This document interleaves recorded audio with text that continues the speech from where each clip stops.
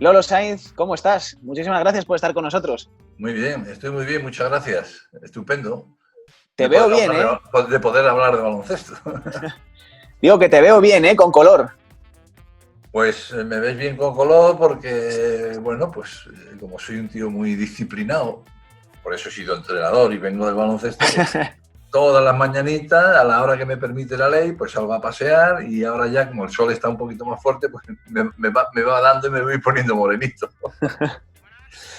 Bueno, te presento aquí a mi compañero Chema. Hola, Chema. Hola, ¿qué tal, Lolo? ¿Qué tal? Tu cara me suena mucho. No sé si te he visto antes. Me has visto antes. Pero la barba a lo mejor no la tenías, no lo sé. Claro, me has visto antes sin barba. Pero, sin barba, claro. Es un icono, Chema, ¿eh? Sí, un icono de la moda juvenil. Muy bien. Lolo, ¿cómo estás llevando el confinamiento? Cuéntame. Bueno, pues mira, lo estamos llevando lo mejor que podemos, ¿no? He hecho muchas cosas de menos, indudablemente, porque estamos aquí solitos, mi mujer y yo. Estamos en casa, de vez en cuando viene alguno de mis hijos y nos trae la comida, porque nos tienen prohibido salir, que no salgáis, que no sé quién, no sé cuánto. Yo no les hago mucho caso, que de vez en cuando me pongo mi mascarilla, eso sí, voy equipado, un extraterrestre, ¿eh? Y me voy pues a comprar algo, porque es que si no me pongo para morirme, ¿no? Pero vamos, con mucho aburrimiento, estoy de las series ya hasta el cogote, porque digo, a ver si existe alguna serie que me pueda gustar, porque yo no soy muy de televisión, no, a mi mujer le gustan más, pero a mí me gustan menos, y llevándolo como podemos, siendo disciplinados en todo. El otro día que te llamé me decías que estabas viendo la tele y dijiste, ese soy yo. Sí, bueno, estaba viendo la tele y haciendo zapping, no sé, lo hace mi mujer. ¿Eh? Pues pum, salió un partido de baloncesto y estaba mirándolo y digo, ostras, pero si ese soy yo, si de esto hace 25 años, ostras. Era el partido que jugamos contra el Caserta, en la Recopa, la final de la Recopa. Ese partido hablaremos de él, te tengo que hacer alguna pregunta de él. Un partido icónico. Un partido memorable en todos los conceptos. Uh-huh. En todos los conceptos. Un partido muy bonito, un partido que atrajo a muchísima gente a engancharse todavía más al baloncesto, porque indudablemente, a pesar de que los entrenadores nos esforzamos muchísimo en que nuestros equipos defendieran, pero éramos dos equipos netamente ofensivos y la verdad que fue un marcador espectacular, ¿no? Uh-huh. Has hablado de series. ¿Has visto The Last Dance? ¿La has tenido que ver? ¿La de Michael Jordan? No. No me lo puedo creer. No la he visto todavía, porque es que somos dos viendo series y mi mujer dice que, bueno, que de baloncesto poquito. Un día que no me cope la televisión lo intentaré ver yo. Yo que te iba a preguntar a ver si Drazen se parecía a Michael Jordan en el trato con sus compañeros y en todo, y ya me has dejado la pregunta ahí en el aire. Hombre, yo es que no sé cómo era Jordan, no sé, a lo mejor viendo la serie me puedo hacer una idea. Drazen con sus compañeros, bueno, Drazen era un tío listo, era un tío que sabía que tenía que pasar por lo menos un año en Madrid, que tenía que estar bien y estar tranquilo, ¿no? Y intentó por todos los medios pues hacerse con sus compañeros, ¿no? Hablar con ellos, tal. Él se comportaba bastante bien en ese sentido, aunque tengo que reconocer que era un chico muy tímido y que había que arrancarle de vez en cuando, al principio sobre todo, ya después fue cogiendo un poquito más de confianza, pero él luchó denodadamente porque sus compañeros le acogieran, ¿no? Porque él sabía, todos sabíamos lo que había sido Drazen antes de estar en el Madrid, y él también, que no es tonto, ¿no? No era tonto. Y lógicamente, pues, él luchó para que esa imagen que se tenía de él, pues, desapareciera, ¿no? ¿Y por qué? ¿Por qué? Sí. Dime. No, dime, ¿por qué? No, digo, ¿por qué tenemos o se ha vendido esa imagen de todo lo contrario de Drazen? Hombre, porque Drazen cuando jugaba en la Cibona y se enfrentaba a nosotros era un jugador, como era un ganador nato, pues era insufrible e insoportable en determinados momentos, ¿no? Y hacía cualquier cosa para intentar siempre ganar, ¿no? Bueno, pues anécdotas que tenemos de él, pues cuando jugábamos contra él un día, pues estaba botando el balón y tenía enfrente a los defensores y decía, a la Madrid, a la Madrid, a la Madrid. Le decía a sus contrarios. Estos se ponían como una moto. Claro, cuando llegó a Madrid, lo primero que dijo, pues, no, yo decía a la Madrid porque es que quería venir al Madrid, ¿no? Es decir, él tenía pues salida para eso y para muchos más, ¿no? Pero hay que reconocer que era jovencito. Yo creo que se dejaba influenciar mucho por otras personas, que no voy a decir quién son, y no se comportaba adecuadamente en ese sentido, ¿no? Pero bueno, yo cuando lo fichamos fue lo primero que le dije. Digo, mira, aquí tienes un pasado negro que realmente tienes que luchar contra él, porque la gente está muy acostumbrada a ver ese Drazen que de alguna manera pues parecía que se reía de nosotros en determinado momento. No, yo mucha admiración por Real Madrid. Yo no sé. Claro, él iba a decir, ¿no? Se intentaba defender, pero vamos, yo le puse las cosas como eran, ¿no? Y bueno, como te he dicho antes, pues él intentó por todos los medios luchar contra esa imagen que tenía y no digo hacerse el gracioso porque no lo era, ¿no? Así, por ejemplo, como Mirza de Livasi era un tío muy gracioso, este era pues más, pues sobre todo por su timidez, ¿no? Pues era un poquito más apocado y bueno, hasta que no cogió un poquito el ritmo ya después era otra cosa. Se soltó. Ya, sí, se soltó un poquito, sí. Porque mira, la diferencia entre Drazen y Mirza era muy clara, ¿no? Pues Mirza, que como tú dices, lo fichamos un 30 de abril, ¿no? Y llegó un 1 de junio para incorporarse al equipo porque teníamos el Campeonato del Mundo en Brasil. Y de no decir buenos días, llegó hablando en español. Llegó sabiendo jugar al mus, a hacer chistes y tal. Pero claro, Mirza era un tío salado y simpático porque además le ayudaba porque de vez en cuando se tomaba una cervecita o un vasito de vino, que le encantaba el vino español, y se venía arriba y tal. Drazen, lo más que bebía era una Coca-Cola. Era disciplinado hasta... Me ha contado que mi padre, que trató mucho con él, que era disciplinado hasta el extremo. ¿Quién? ¿Drazen? Sí. Bueno, yo creo que era un profesional, ¿no? Y él conocía exactamente cuáles eran sus principales defectos, que tenía muchos, por ejemplo, no defendía ni papa, pero bueno, no defendía absolutamente nada, ¿no? Pero él ofensivamente era un jugador fuera de serie, pero él sabía que tenía un pequeño defecto en el tiro.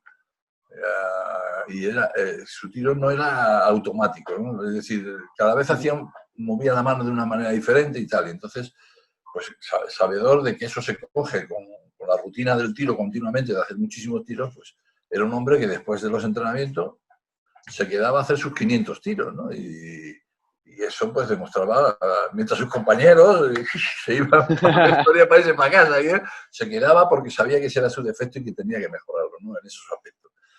Tengo que reconocer que nunca puso demasiado interés en corregir sus defectos defensivos, pero bueno, yo creo que no se puede tener toda en la vida, ¿no? Y él ofensivamente era, bueno, fuera de serie.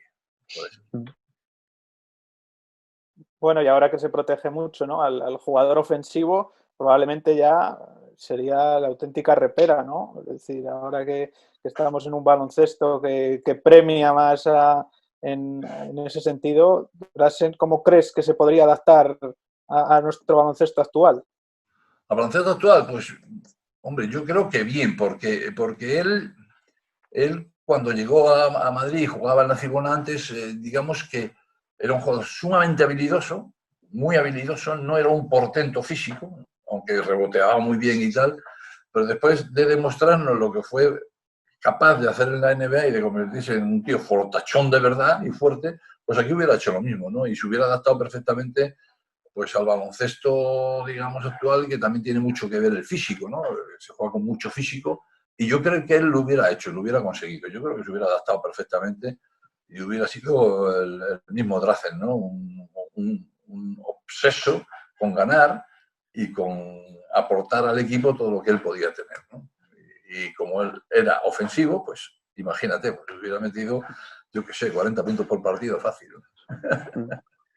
¿Es del jugador que más te han preguntado? Que me han preguntado por él, dice. Sí, en general, el jugador que tú crees de que más cuando te hacen entrevistas o cuando alguien te para por la calle y tal? ¿Es el...? Bueno, sí, de Drazen me han preguntado muchísimo, muchísimo. También me han preguntado de otros jugadores nacionales, por supuesto, pues, de Corbalán, de Fernando Martín, de Telibasi también me han preguntado gente. Yo creo que indudablemente, ¿sabes por quién me pregunta mucho la gente? Y yo les digo, oye, que yo no lo he entrenado nunca, pues Doncic. Ahora Bueno, ya no claro. tanto, pero todo el mundo me dice, oye, ¿y este chico cómo juega?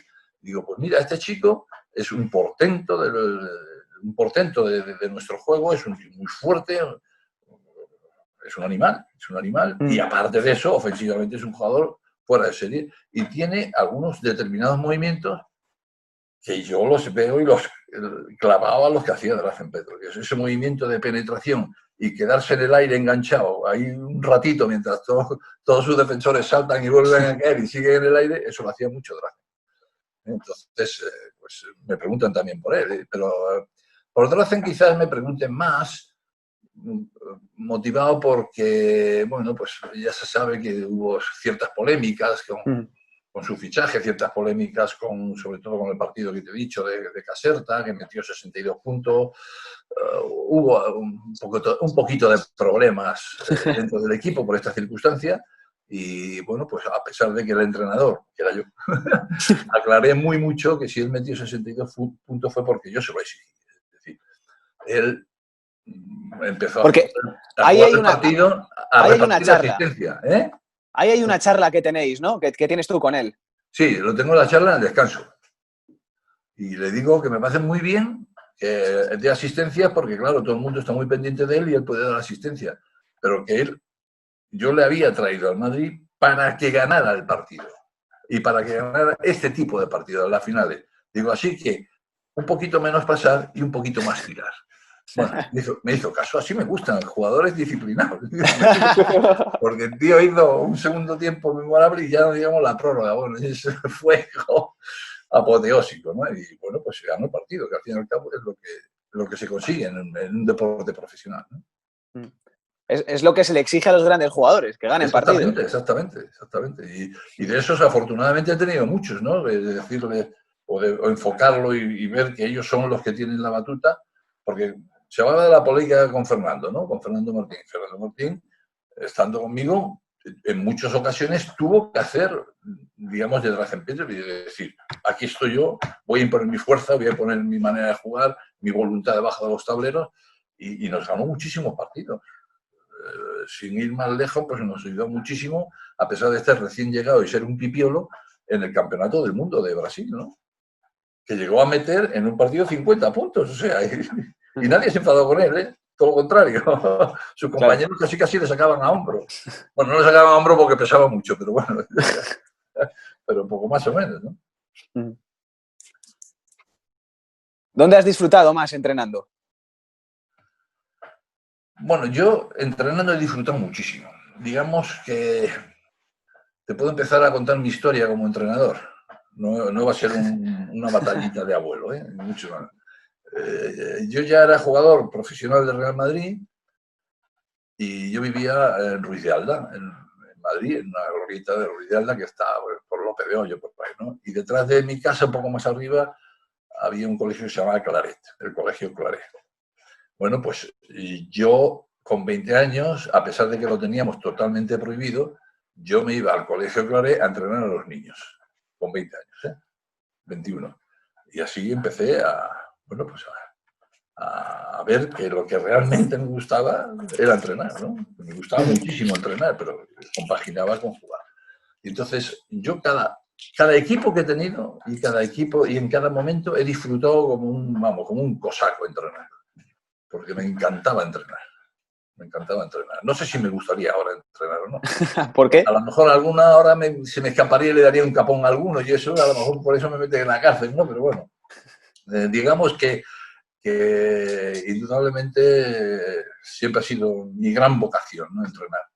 Mi gran vocación es relacionarme con la gente, intentar hacer de ellos un equipo, intentar que se comprendieran, que se conjuntaran y que disfrutáramos sobre todo jugando, ¿no? Eso ha sido una de mis grandes obsesiones y de mis grandes ilusiones. Y no siempre lo he conseguido, pero muchísimas veces, afortunadamente.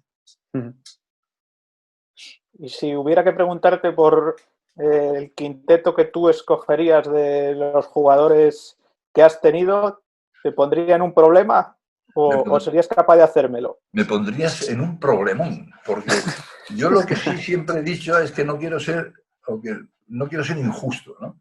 Por la gente que he tenido. Entonces, si yo tuviera que elegir a 5, sería injusto con unos cuantos más que hay por ahí que podría tener un equipo, 2 equipos, 3 equipos, 4 equipos, porque he tenido tan buenos jugadores, tan buenos jugadores, que muchas veces me preguntan por esto o me dicen, ¿cuál es el mejor jugador que has tenido? Es imposible. Entonces podemos decir que has tenido mucha suerte, ¿no? Por los pedazos de jugadores que has entrenado. Pues sí, indudablemente. No me puedo quejar en absoluto, ¿no? Yo creo que he tenido la suerte de tener enormes jugadores, no solamente ya como jugadores propiamente dichos, sino inclusive como personas, ¿no? En el sentido de que, bueno, pues nunca me sentí acosado por los jugadores, que muchas veces los entrenadores se quejan de que determinados jugadores no son lo suficientemente disciplinados, parece que le ponen trabas, etcétera, etcétera. Yo fui un entrenador duro porque nuestros entrenamientos eran muy fuertes, porque yo tenía la obsesión de que el entrenamiento siempre tenía que ser superior en intensidad a lo que podía ser un partido, ¿no? Y entonces los llevaba a límites bastante fuertes, ¿no? También es cierto que tampoco eran demasiado largos mis entrenamientos, porque para que durara un entrenamiento 1 hora y 3/4, tenían que ocurrir muchísimas cosas, ¿no? Con 1 hora y media tenía suficiente. Y los jugadores también. O sea que sí he tenido mucha suerte en ese sentido, ¿no? No me he sentido nunca menospreciado ni mirado por encima del hombro por ningún tipo de jugador, ¿no? Todo lo contrario, siempre ha sido gente que me ha ayudado mucho. Yo estaba rememorando un poco tu etapa en la selección y recordaba esta mañana cuando te hiciste cargo en el primer campeonato, que si yo no recuerdo mal, nos eliminó a Alemania en cuartos con una canasta sobre la bocina. Sí. ¿Tú veías que aquella selección podía haber sido campeona o que podíamos haber logrado aquel primer europeo? Bueno, yo me hubiera encantado, sobre todo por los jugadores, porque digamos que yo voy a la selección española con un objetivo muy claro, y es que esa selección maravillosa que nos representó en Los Ángeles, bueno, pues los jugadores ya iban, digamos, terminando su ciclo como jugadores, y yo tenía que intentar buscar vaya papelón, tenía que intentar buscar a gente que pudiera sustituirle y hacer una nueva o un nuevo estilo de selección, ¿no? De esos jugadores había mucho en la selección que tuve en Alemania. Y claro, ellos en determinado momento, porque la gente pues hablaba y decía, hombre, que que eran más jóvenes y tal, en aquel momento no pudimos hacer una gran renovación de equipo porque yo terminé con el Juventud y a los 2 días estaba entrenando con la selección, ¿no? O sea que llevé a jugadores muy contrastados, ¿no? Y me hubiera encantado, porque jugamos muy bien, ¿eh? La verdad es que jugamos muy bien, pero me hubiera encantado que se hubiera conseguido subir al podio por lo menos, sobre todo para ellos, para que se hubieran sentido satisfechos de que realmente seguían siendo unos magníficos jugadores, ¿no? Una canastita del Web creo que se llamaba, ¿no? El alemán. Sí. Que creo que es la única que ha metido de 6 o 7 metros. Pero bueno, nos dejó fuera. Chema tenía una historia también que me ha comentado antes. Sí, yo tenía una historia mítica que te habrán preguntado muchísimas veces por aquellos tiros libres, aquellos famosos 3 tiros libres. Pero, de Luis María Prada. Pero lo que yo quiero preguntarte realmente es, ¿tú cómo lo viviste? Es decir, ¿tú pensabas que iba a meter uno o que iba a meter los 2 de los 3? ¿O qué esperanza tenías en ese momento? Yo estaba convencidísimo, porque Luis Mari tenía muy buena mano. Yo estaba convencidísimo de que iba a meter los 2 tiros libres y eso nos iba a llevar, creo que era a jugar la final, ¿no? Creo recordar en aquella época. Pero bueno, las circunstancias de la vida, el deporte es muchas veces muy agradecido, muy bueno, y otras veces tiene una mala uva que no te puedes imaginar. Y al chaval pues falló los 3, ¿no? Además era el clásico, ¿no? Era que tenías 3 intentos para meter 2. Y lo falló, ¿no? Y allí se armó un revuelo tremendo, ¿no? Un revuelo tremendo que, bueno, pues que yo diría que casi me cuesta el puesto en un momento determinado, porque al terminar el partido, pues claro, todos nos pusimos a favor de nuestro jugador, ¿no? Y subimos al vestuario y estábamos allí con Sola y entró un directivo hecho un basilisco y como diciendo que era esto, que cómo se podía fallar esos tiros libres, y lo eché del vestuario, ¿no? Con lo cual, pues realmente dije, bueno, pues Lolo, se acabó tu trayectoria en el Madrid. Supongo que me dirán que soy un irresponsable, que a un directivo no se le puede tratar así. Afortunadamente nadie dijo nada y pude seguir con mi trabajo, ¿no? Pero Luis Mari tuvo muy mala suerte porque era un jugador que, vamos, Claro. que yo hubiera dado lo que fuera, porque iba a meter los 2 tiros. Acabo de hacer un Merlos porque ha pasado mi madre por aquí. No sé si Eso se ha puesto muy de moda, ¿eh? Bueno, hombre, alguna diferencia hay con lo que le pasó a él, ¿eh? Ya. Lolo, yo te quería preguntar por el baloncesto que hay actual. ¿Cuánto ha cambiado con respecto a tus últimos años entrenando? Bueno, hombre, yo creo que ha habido un cambio sustancial sobre todo en una cosa muy determinada, ¿no? Bueno, en varias cosas determinadas. Primero, el baloncesto, indudablemente, ahora es mucho más físico que en mi última etapa como entrenador, aunque ya en aquella época ya iba siendo físico, y de hecho, bueno, pues yo tuve que reconvertir en determinados momentos el equipo porque me daba cuenta que no teníamos el físico suficiente.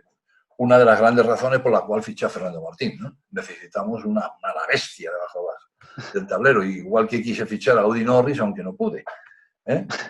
Y hubieran hecho pareja, imagínate qué parejita, ¿eh? Fernando Martín y Audi Norris. Pero bueno, entonces yo creo que el baloncesto de hoy es muy físico,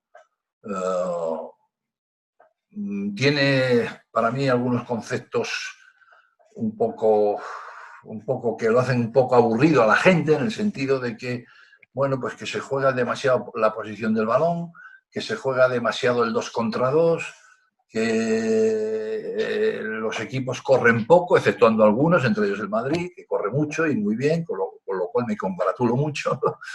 Y sobre todo porque, y esto no es una crítica a nadie, yo creo que son las circunstancias, ¿no? Que es muy difícil ver en la cancha a un quinteto que haya superioridad de españoles que de extranjeros, ¿no? Ya sé, la comunidad, ya sé todo esto, todas las trampas que se han hecho, etcétera, etcétera. Pero me falta eso, ¿no? Me falta que, y eso a la gente quizás también le falte, aunque hay que reconocer que los campos se llenan, ¿no? Y la gente está entusiasmada con el baloncesto actual, ¿no? Un baloncesto duro, fuerte, correoso, quizás en determinado momento menos vistoso de lo que es el juego propiamente dicho, porque el baloncesto es un juego muy vistoso, y que, bueno, pues que me encantaría que los jugadores nacionales tuvieran un pelín más de protagonismo.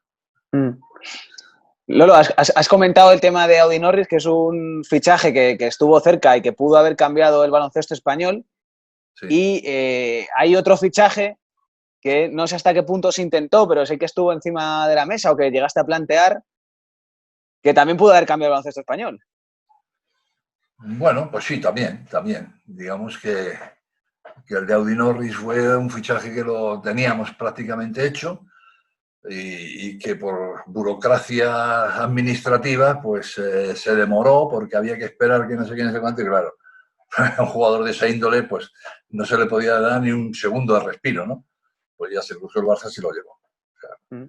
Y hay otro jugador que yo, vamos, he sido siempre un forofo de él, de todos los conceptos y de todos los momentos, que es Juan Carlos Navarro. Y yo con Juan Carlos Navarro, ya no en mi época de entrenador, porque ya no era entrenador, pero sí como aquella situación que cuando terminé de entrenar me nombraron manager, ¿no? Pues intenté convencer a mis directivos que yo sabía que en un momento determinado un jugador, a Navarro, pues quizás no estaba atravesando un mal momento en su equipo, ¿no? Y que a lo mejor era el momento de ficharlo. Costaba un pastón que no te puedes ni imaginar, pero vamos, hubiera sido la gran bomba, ¿no? La gran bomba para poder venir al Madrid. Y la directiva de Madrid se echó atrás. No me dio permiso. ¿Ah, sí? Sí, claro. Sí. Me dijeron que no podían. Pero por tema económico. Sí, fundamentalmente económico, claro. No, porque es que Navarro cae bien a todo el mundo, o sea que, porque fuera del Barça, yo creo que a la gente del Madrid le cae fenomenal, o sea que... Bueno, habría que haber visto, no sé si lo sabrías o si él luego habría estado dispuesto. Claro, sí. Lo que pasa es que, hombre, antes de que yo hablara con él, porque como yo me había pasado lo de Audi Norris, antes de que hablara con él y pudiéramos llegar a un acuerdo, lo que fuera, primero quería saber hasta dónde estaba dispuesto a llegar al club, ¿no? Y como no me dieron esa opción, pues no, vamos, yo creo que él ni se enteró que tenía interés en ficharlo, ¿no? Bueno, pues a lo mejor sí, porque fue cosas con el agente y cosas que están, ¿no? Bueno, si no se ha enterado, intentaremos que se entere con este vídeo. Qué buen jugador, qué tío. Que por cierto, el otro día bajaron, no sé de dónde lo vi, que tiene una canasta en su casa. Joder. Es que no fallaba una, no sé si no había un poco de truquillo o no, pero vamos, qué barbaridad, qué manera de tirar. Y va y su mujer coge el balón y hace lo mismo, empieza a tirar, empieza a meter, bueno, vale. Estupendo, coño. Juan Carlos fue, vamos, un jugador único. Un jugador único. Con ese sí que no tienes dudas, ¿eh? No tengo duda, ninguna duda. Yo del Barça siempre he tenido algunos jugadores que me han llamado mucho la atención y que me han gustado muchísimo y les he tenido muchísimo respeto. Juan Carlos Navarro y anteriormente Epi, ¿no? O sea, claro, jugadores que eran tus enemigos, que te machacaban, te ganaban, pero que había que quitarse el sombrero porque eran buenísimos. ¿Y Pau? Bueno, que yo contra Pau ya no... ¿A Pau estuviste a punto de llevártelo en el 2000? ¿No? ¿Puede ser? ¿Al equipo nacional? Sí. Bueno, él estuvo entrenando. Me llevé a Juan Carlos Navarro y a Raúl López a las Olimpiadas de Sydney. Lo que pasa es que Pau yo consideré que en ese momento no estaba todavía porque teníamos digamos, la parte interior del equipo lo teníamos bastante bien conseguida, ¿no? Y la verdad es que lo podía haber hecho perfectamente, pero no me atreví porque yo creo que todavía no estaba en disposición de poder jugar en el primer equipo. Después, al año siguiente o al año y medio siguiente, pues demostró que sí que podía haber estado, ¿no? Es un magnífico jugador y dio el gran tirón, pero en aquella época jugaba en el EVA del Barça y que bueno, le costaba mucho trabajo inclusive jugar en el EVA, ¿no? O sea que por eso pues no me llevé a Pau Gasol, me llevé a Navarro, que ya estaba en plenitud de juego, y a Raúl López, que estaba en plenitud de juego. Esos equipos. Bueno, entonces, y aún así ya me pegaron tirones de oreja, ¿eh? Algunos compañeros de profesión vuestros. Es que me lleva gente tan súper joven que no sé qué, que no sé cuánto, pero yo creía que había que hacerlo porque eran jugadores que se lo merecían. Con otro tema que tuviste polémica también, que me lo han comentado, es con Romay, ¿no? Que le tenías ahí de segundo o tercer pívot, pero luego con Díaz Miguel jugaba y te apretaban, pero tú... Sí, bueno, el problema de Romay, lógicamente, jugaba menos en el Madrid porque, a pesar de ser un hombre de 2'13", bueno, pues realmente era español y por eso jugaba más en la selección, porque en la selección no podían jugar extranjeros y yo tenía un par de extranjeros que eran muy buenos que jugaban dentro, ¿no? Por lo tanto, sus minutos estaban más repartidos. Y tampoco eran demasiado justos porque, en principio, bueno, pues a Romay, cuando empezó a jugar en el primer equipo, pues realmente no nos duraba mucho en cancha, porque es un hombre que hasta que cogió un poco de más madurez, hacía las faltas muy rápidas, ¿no? Pero bueno, tengo que reconocer que el poco tiempo que jugó, lo que jugó, nos ayudó muchísimo, porque no había un jugador como él de grande que pudiera intimidar tanto en el baloncesto europeo, ¿no? Y yo te voy a hacer, por mi parte, las dos últimas preguntas, que te las voy a meter en una, luego ya dejo que Chema remate. Te quiero preguntar por el Real Madrid actual, ¿cuánto te divierte? Y por Pablo Laso, ¿cómo le definirías como entrenador? Bueno, pues yo digamos que de los pocos equipos que me divierto viendo ahora el baloncesto es con el Madrid, porque juega un baloncesto muy parecido al que teníamos nosotros antaño, ¿no? Es un espíritu de jugar rápido, de jugar, mover la pelota, de buscar tiros rápidos, aunque tengo que reconocer que también tiene su pequeño talón de Aquiles, pero como las meten todas, pues no hay que decir nada. Yo, digamos que creo que el Madrid actual a veces peca mucho de jugar buscando triples, y con los pedazos de jugadores que tienen dentro quizás no juegan mucho con el juego interior que deberían.